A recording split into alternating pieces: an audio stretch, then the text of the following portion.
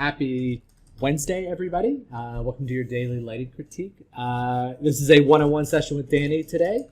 And actually, Dani doesn't even have an image up today, so he's going to help me do some critiquing. We've got a few to go through. We're going to start with Tristan. Hisham had a new submission, so we're going to talk through that a little bit, and then just look at a few still images as well. So for Tristan, this was a really fantastic update. Like I said, I thought it looked good before, and then we had Francesco come in and give you some really good feedback. The extra bounce light that you added looks really good. I think it's looking really good. I love this. This was a lovely little addition, like to suggest some more off-camera bounce light coming in there. I think that's really, really nice. The one thing that I would have you look into, and this is always just like a pass when a character is being animated like this, especially when she is meant to be adorable, is you. This is a tough one. So it's basically just like you want the eyes to look good all the time throughout the shot, and she is all over the place with her head movements and where she's at. And there are a couple points, like especially when she's looking down here, that a lot of shadow gets on the eye. And it just makes her look a little bit, it just makes it all look a little bit darker. And again, I don't know all the critiques that Francesco gave, so this is contradictory to something that you guys were working on. Please let me know. But I think they should be a little bit lighter, especially in this state. And then when she looks up, not that, like this is actually pretty, I think this is in a good range. But there's a couple points, like when she looks way up, that they start to get a little bit bright and blown out. So I think like that one, that's what I was seeing. So it's just a matter of running in like an RGB pass on the eyes if you can separate those three areas, and just especially the sclera, and just pulling that down a little bit, and then making it a little less bright when she's looking straight up, and a little bit brighter when she's like looking down like this. That's pretty much it. But it's just such a strong piece. I really, really, really love it. Dani, what do you think? Also, I love the shot. From the first time that he put it out, it was amazing. Yeah, it's just been good the whole time. So just finish it off, and then we'll clap, and we'll get you on live to do that. So okay, so Hisham, I'll show you just actually let's look at this with audio. This is, I mean, he just posted this. This is honest to God the first time I'm watching with audio too. I kind of looked through the stills, but just to get an idea. When I drive, I'm in love, I'm alive, and I forget about everything I hate. When I drive, I can reach 65.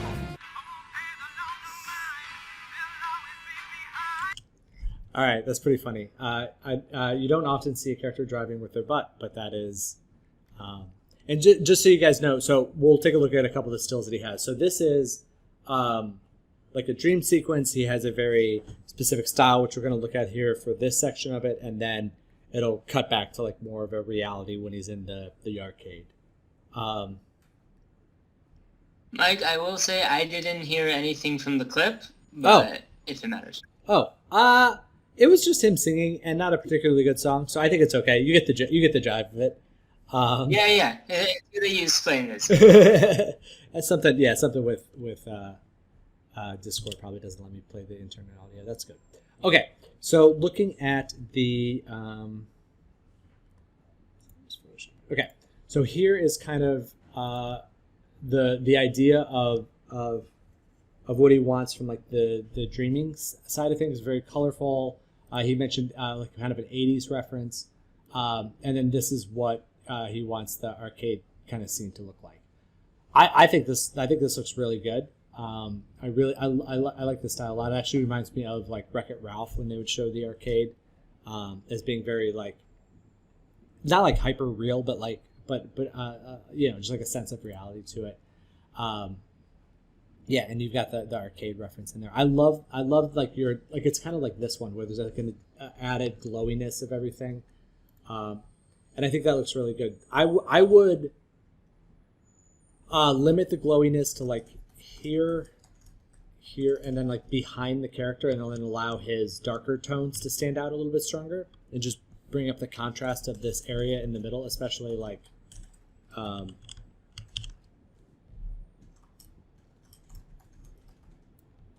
just so we can kind of read them in there a little bit, but I love the idea of where it's going. And then, because then you can just kind of limit them to their machines, so you can kind of see them in here. It's a little dark down here towards the bottom. We definitely want to make sure that we're reading this hand gesture of the girl, because it's kind of important to the joke. Like, we want to hit this with a little extra rim or something, just so we can make sure to see that this guy's face is important, and like really kind of seeing them. So just getting a little added light there in the center would be really helpful. But I love these lights along here. One thing to watch out for, it looks like, I'm just looking at the depth of field. It looks odd that it's like more blurry here than it's centrally focused, and then it's more like a lens distortion than anything else. But I would add like a little bit of depth of field in there too. But overall, I think this is looking good. For the dream part of it, I be cautious on going that super bright on it, because like one of the things about your references on a lot of this stuff is how true it stays to the colors. Like, even though this character gets like kind of bright, like it's still in that blue family, and this starts to get kind of like a pure white thing, and there's some warmer tones in some of this stuff too. And I think I would actually make his clothing a little bit cooler in this too, just to kind of like really feel the whole thing. This also reminded me of, let's see, where did I pull that up? This also reminds me of, I can't get anything off the bottom of the screen. Let's see. There it is. I pulled up the Korean soap opera scene from Spies in Disguise. It kind of reminded me of that.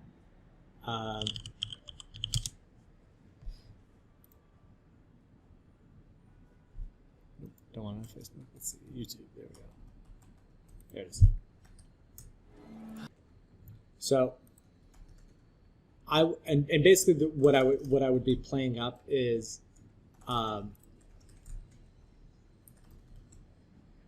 like that amount of like glowiness and like silliness in the eyes, I think would be a lot of fun. And like, so you make it like kind of over the top, goofy, and I don't necessarily think you need to do like that look specifically, but I remember when I saw this for the first time, I was like, oh, that's very funny, of just like over reflections in the eyes and over happy, over glowy.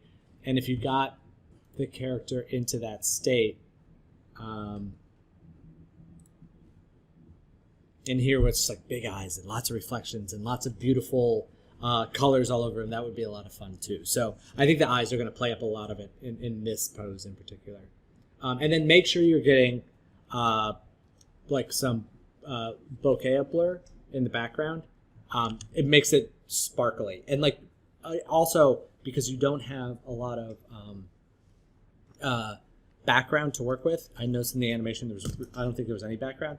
I would put like a glitter effect back there and like make it just like it's like almost like sparkling stars back there, and then the depth of field will play off of that, and then it'll like blur. It'll just make everything feel a little bit more magical. Yeah. Danny, what do you think about this one? Sorry, not to keep putting you on the spot, but you're here, and therefore, yeah.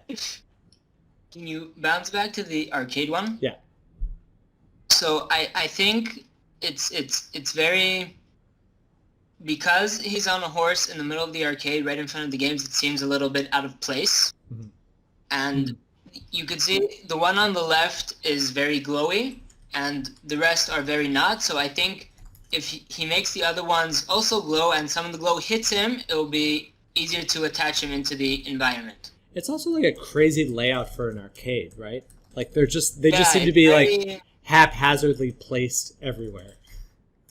It looks like a warehouse for old arcades. Right. And not even well organized. Like it's an interesting layout. So that is a very, very, very good point. But I love his face. That's the first thing that I saw was him. Yeah, that's a very good point. Yeah, good call. Okay, we've got a few more to go through here, so we'll go backwards. So Mauro, I think. Liking this, symmetry's all there. I love this extra bit of like specular hits up here. The ground The ground doesn't. Actually, it might just be what you're going for, but like the ground does. I don't know if that's supposed to be wood or linoleum. It doesn't. Like the texture, the bump on it, doesn't feel like I see slats, which would indicate planks of wood. But if that was the case, I would expect these kind of hits to be like more in a wood grain shape and less like this. So I would just that. But I think everything else is looking really great. And I love the wallpaper on the sides and this added stuff and like the added detail up here. I just think that this could be more reflective of whatever the surface is. And then I think some of this brightness on her legs is getting a little bit bright. But other than that, I think it's really cool. Dani? Yeah, I like it. I think it's really fitting the reference. Yeah. Yeah. It's okay. Perfect. All right, Keven. All right. So I think your values are balancing out well. The biggest challenge for you right now is getting specularity on the character's skin, and it's just an inherent challenge with these characters is they always end up looking a little bit flat, a little bit matte. And I had this up. So I was Ashley sent this over, and I'm still putting this together. We'll talk this through tomorrow.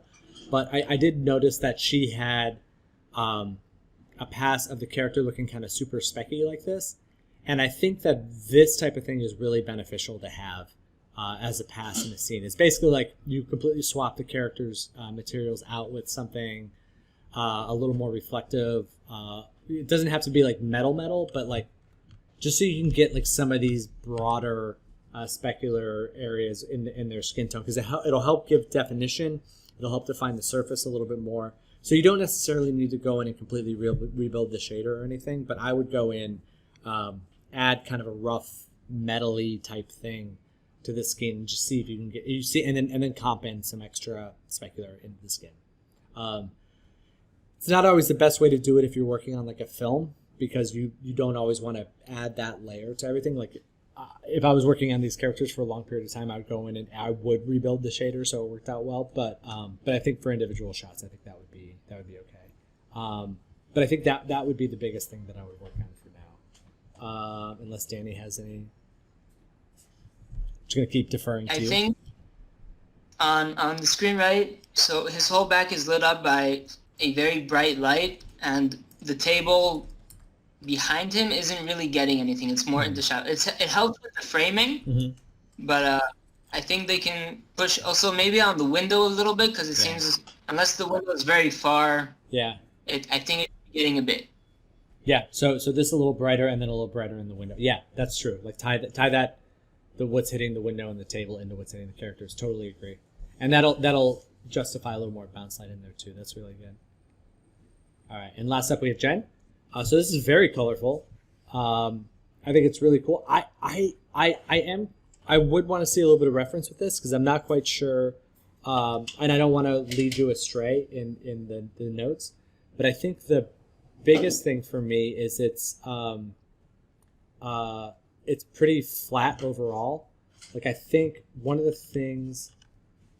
Let me do this.